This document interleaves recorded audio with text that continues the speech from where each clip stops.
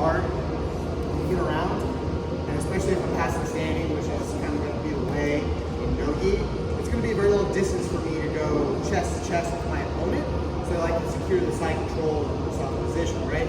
So sometimes it's easier if I can get my foot to the hip, just to get my shin to his belly, right, and get to this knee on belly position, right?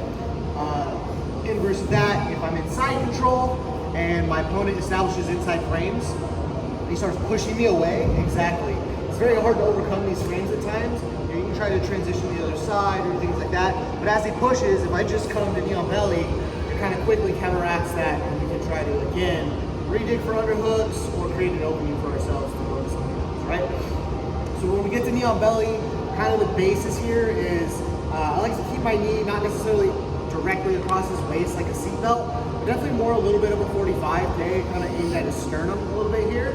I'll generally have a hand planted close to his hip here, okay? And then the other foot out, based well. And then I kind of have a free hand to grip fight, again, looking for maybe a collar tie or push a grip away, something along those lines, okay?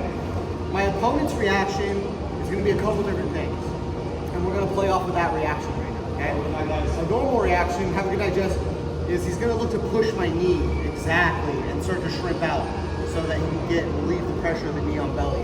You can see what's happening though, when Ricky goes to push the knee, or your opponent goes to push the knee, there's an opening here for the arm, right? So as soon as I feel that push on the knee and I see that opening, I'm gonna look to underhook that arm.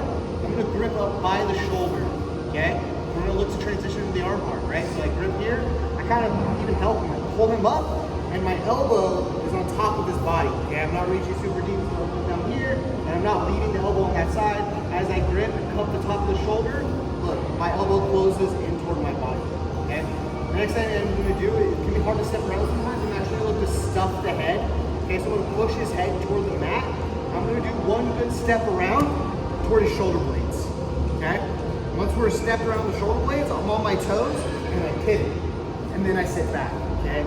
Past my heel. So I sit back on my heel like a catcher in baseball. As I'm rotating as well, I'm also trying to just be super aware of the connection of my opponent's elbow to my chest, okay? I want to keep these very close. It's going to help me maintain the position when I sit back down. I'm keeping everything nice and tight, and also when I'm looking to make separation for the arm bar. Once we're around, we squeeze the knees, pull everything nice and tight. I like to keep this elbow deep, kind of around my opponent's elbow. If he has a grip, I'll take this toward his head, okay? And then come back to my chest. I like to go arm around and then grip the wrist so that I can move this arm, okay? A lot of times I'm gonna go to this far side pocket, this side, okay? If I go to this side, he can actually start spinning out doing a hitchhiker escape. A way to help prevent that is I come to this side. It's gonna be much more difficult for him to do that hitchhiker escape on this side of my body, okay? So again, I'm deep.